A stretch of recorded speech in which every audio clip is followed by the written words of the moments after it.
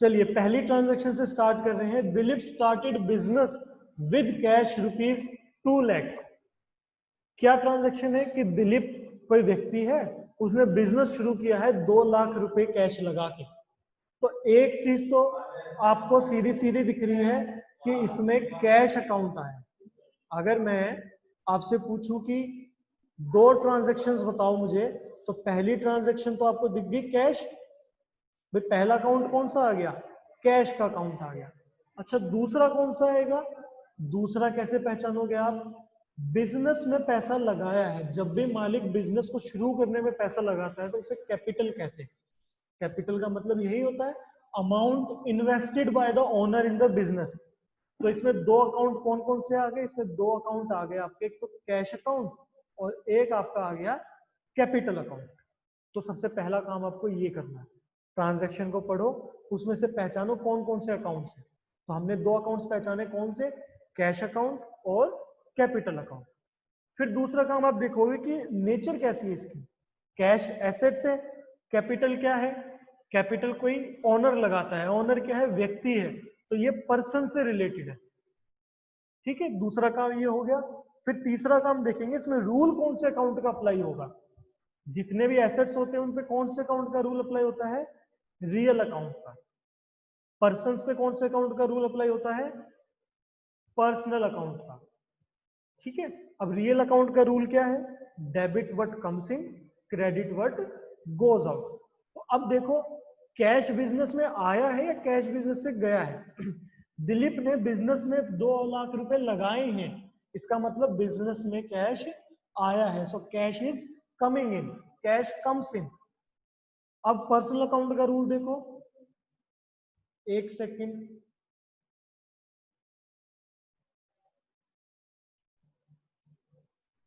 चलिए अब हम दूसरी चीज क्या देख रहे थे? कैपिटल।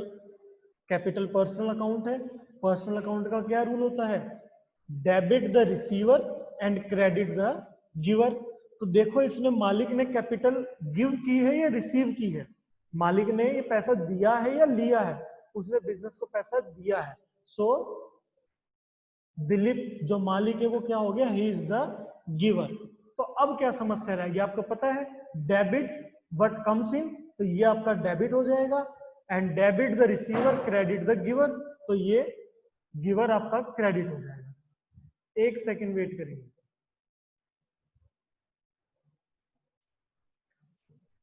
अभी कुछ दिन तक जब आप क्वेश्चन करेंगे ना, आप इस तरीके से करने की कोशिश करेंगे।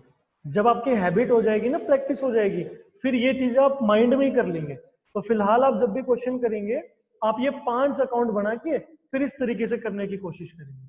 चलिए मैं अगली ट्रांजैक्शन पे चलता हूं।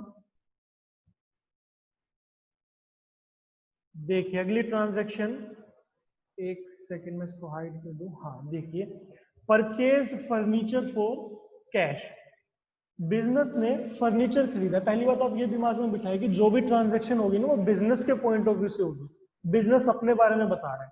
अब यहाँ पे कुछ नहीं बताया कि इसने फर्नीचर परचेज किया, तो वो बिजनेस ने किया है। तो फर्नीचर परचेज किया है 80,000 रुपए कैश में। तो 2 अकाउंट्स कौन से होंगे? क्योंकि हमने पढ़ा है डबल एंट्री सिस्टम के ऊपर बेचे, तो कम से कम 2 अकाउंट्स होंगे। तो 2 कौन से हो गए? एक तो फर्नीचर खरीदा है, तो फर्नीचर खरीदा तो फर्नीचर हो गया एक अकाउंट। तो किसके बदले खरीदा?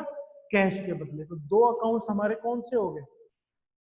देखो अकाउंट्स इन्वॉल्व, पहला फर्नीचर अकाउंट, दूसरा कैश अकाउंट। अब फर्नीचर का कैसा नेचर होता है? हमने अभी जो असाइनमेंट देखा उसमें देखा था फर्नीचर एसेट्स होते हैं, तो फर्नीचर एसेट्स है। कैश अभी पिछले ट्रांजैक्शन में देख के आए, कैश भी एसेट्स होते हैं। रूल कौन सा अप्लाई होगा? रियल अकाउंट का, क्योंकि दोनों ही हमारे एसेट्स हैं। अब इफेक्ट देखो, क्योंकि एक चीज डेबिट होगी एक चीज क्रेडिट होगी, तो एक चीज तो कम्स इन, क्योंकि डेबिट व्हाट कम्स इन, एक चीज गोज आउट। एक चीज बिजनेस में आई होगी दोनों में से, फर्नीचर और कैश में से, और एक चीज गई होगी। तो फर्नीचर खरीदा है तो फर्नीचर बिजनेस के अंदर आया है, तो furniture is coming in, furniture comes in. And cash goes out, and debit जो कम्स इन है और क्रेडिट जो गोज आउट है। ठीक है, यहां तक क्लियर है? तो बेटा एक बार मुझे कंफर्म करके बताए कि हाँ सर यहां तक समझ में आ रहा है। आ रहा सर है। आगे चलिए बहुत अच्छी बात है। अब मैं अगली ट्रांजैक्शन पे चलता हूं। अगली ट्रांजैक्शन है purchase computer for cash ₹50,000। Business ने कंप्यूटर खरीदा है 50,000 रुपए का। दो अकाउंट कौन से हो गए? सीधी सीधी बात है, कंप्यूटर आया है तो कंप्यूटर अकाउंट हो गया, और दूसरा कैश के बदले खरीदा है तो कैश अकाउंट हो गया। अब कंप्यूटर हमने कल जो टेबल देखा था पूरा, उसमें देखा था कि कंप्यूटर एसेट्स होते हैं, तो कंप्यूटर एसेट्स है। देखो जब तक आपको ना स्पेसिफिकली ऐसी चीजों के बारे में ये ना बताया जाए कि ये गुड्स हैं, यानी कि इनको बेचने खरीदने का बिजनेस काम करती है, तो उन्हें एसेट्स ही मानेंगे हम। वो बात अलग है कि भाई किसी का काम ही कंप्यूटर को बेचने खरीदने का है, तो वो फिर हमारे लिए गुड्स बन जाते हैं। वो चीज हम बाद में देखेंगे, अभी आप कंफ्यूज हो जाएंगे। फिलहाल आप इसको एसेट्स मान के चले, है ना। तो कंप्यूटर क्या है? एसेट्स है। कैश हमने देख ही लिया एसेट्स होते हैं। रूल कौन सा अप्लाई होगा? रियल अकाउंट का, क्योंकि दोनों ही एसेट्स हैं। अब देखो कंप्यूटर खरीदे हैं तो बिजनेस के अंदर कंप्यूटर आया है, so computer comes in and cash goes out. Debit what comes in, credit what goes out. ये भी सिंपल था। अगली transaction, purchase stationery for cash ₹10,000। Stationery का मतलब मैंने आपको कल बताया ही था।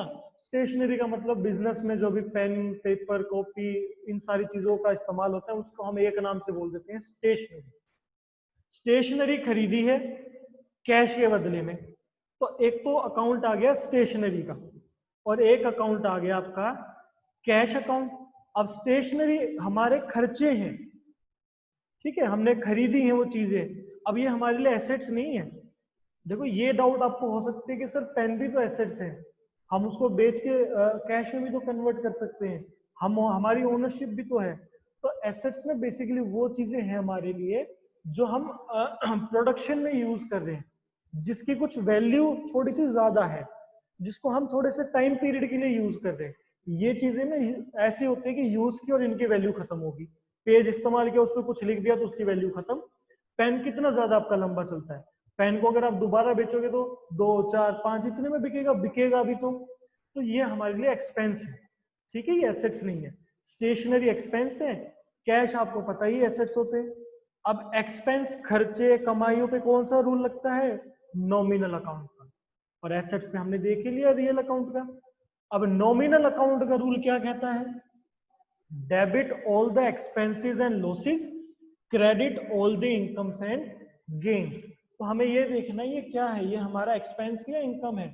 सो स्टेशनरी इज एन एक्सपेंस, और एसेट्स में रियल अकाउंट में देखो कम्स इन है या गोज आउट है। अब हमने पैसा दिया है क्योंकि सामान खरीदा तो पैसा गया है, कैश गोज आउट। तो क्योंकि स्टेशनरी एक्सपेंस है तो ये डेबिट हो जाएगा। Stationery is an expense and debit all expenses and credit what goes out. तो अब जब हम इसके एंट्री करेंगे तो इस तरीके से करेंगे, stationery account debit to cash account, वो हम बाद में सीखेंगे ही। देखिए अगली है पेड रेंट टू लैंडलॉर्ड। 5,000 रुपए का रेंट दिया है लैंडलॉर्ड को, यानी कि मालिक को हमने जो है ना किराया दिया है। अब इसमें भी दो चीजें आई हैं। दो चीजें क्या आई हैं? पहली चीज तो किराया दिया है, रेंट अकाउंट। दूसरा कैश दिया है 5,000 का। अगर यहाँ पे आपको ये कह दिया होता कि कैश ना दे के उधार दिया है, तो लैंडलॉर्ड का नाम आ जाता, व्यक्ति का नाम आ जाता, तो पर्सनल अकाउंट हो जाता। लेकिन यहाँ पे ये बताया है कि किसी की हम जमीन इस्तेमाल कर रहे थे, तो उसको हमने 5,000 रुपए किराए के दे दिए। तो किराया दिया कैश में, एक तो कैश अकाउंट, और एक क्योंकि किराया दिया है तो रेंट अकाउंट। अब रेंट क्या है? हमारा खर्चा है, ठीक है, हमने देखा ना, rent, interest, commission, wages, salaries, discount, अगर हम ये चीजें पे कर रहे हैं तो हमारे लिए खर्चा होती है। कैश हमने दिया है तो ये पहली बात तो एसेट है। रूल देखो, एक्सपेंसेस पे नॉमिनल अकाउंट का रूल फॉलो होता है, और एसेट्स पे रियल अकाउंट का रूल फॉलो होता है। अब इफेक्ट देख लो, rent is an expense, cash goes out, expense debit होंगे, और जो कैश गोज आउट हुआ तो वो क्रेडिट हो जाएगा, ठीक है। अगली एंट्री देखो, सैलरी पेड टू अब्दुल 4,500 रुपए। तो दो अकाउंट कौन से हो गए, एक तो सैलरी दी है, ठीक है, और सैलरी दी किस में है, कैश में दी है, 4,500 रुपए दिए हैं सैलरी के। तो बिजनेस से एक तो कैश चला गया और सैलरी दे दी। सैलरी मैंने अभी बताया आपको एक्सपेंस है, बिजनेस का खर्चा है क्योंकि सैलरी खर्च की है। कैश एसेट्स है। अब एक्सपेंस तो आपके नॉमिनल अकाउंट का रूल फॉलो कर लेंगे, एसेट्स रियल अकाउंट का रूल फॉलो कर लेंगे।